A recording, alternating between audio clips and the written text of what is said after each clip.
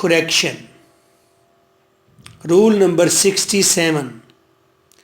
Perfect continuous tense, चाहे present perfect continuous tense है या पास्ट परफेक्ट कंटिन्यूस टेंस है या फ्यूचर परफेक्ट कंटिन्यूस टेंस है,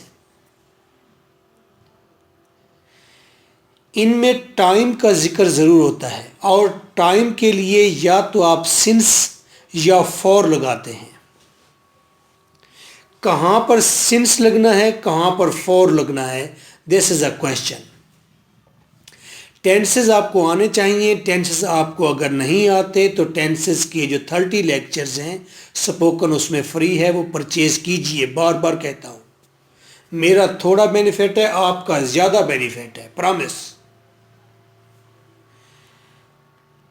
अगर आपको स्टार्टिंग टाइम मिले, सेंटेंस में स्टार्टिंग टाइम हो कि वो सुबह से बाज़ार जा रहा है, सुबह से स्टार्टिंग टाइम है, दोपहर से, शाम से, 2 o'clock से, जनवरी से, ट्यूसडे से, 1994 से, ये सारे स्टार्टिंग टाइम है कि इस वक्त वो ये काम करना स्टार्ट हुआ है, तो फिर सिंस का इस्तेमाल करें। अगर आपको कलेक्टिव टाइम दे दिया जाए, टोटल टाइम पीरियड बता दिया जाए, फिर फॉर का इस्तेमाल करेंगे। टोटल टाइम पीरियड कैसे बताएगा? 2 दिनों से, 4 घंटों से, 6 माह से, 5 सालों से, ये कलेक्टिव टोटल टाइम पीरियड उसने दे दिया, तो देन आपने फॉर लगाना है। आइए एग्जाम्पल देखते हैं। He has been ill since 4 days। अब उसे क्या, 4 दिनों से वो बीमार है। सिंस 4 days, 4 दिनों से।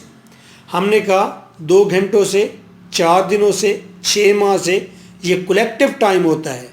पता चल गया 4 दिन पूरे गुजर गए हैं, तो कलेक्टिव टाइम है, उसके लिए फॉर का इस्तेमाल करते हैं।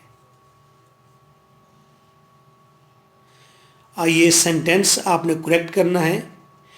He has been working there for 7 AM dot. अब स्टार्टिंग टाइम है, आपने डिसाइड करना है क्या लगाना है। एक स्टूडेंट ने कहा सर इसका तो बहुत ही सिंपल फार्मूला है, आराम से ये पता चल जाएगा। मैंने कहा वो कैसे? आपने ये देखना है कि ये परफेक्ट कंटीन्यूअस टेंस है। मैंने कहा हाँ चलो पता चल जाएगा। हैज़ बिन या हैड बिन लगा होगा।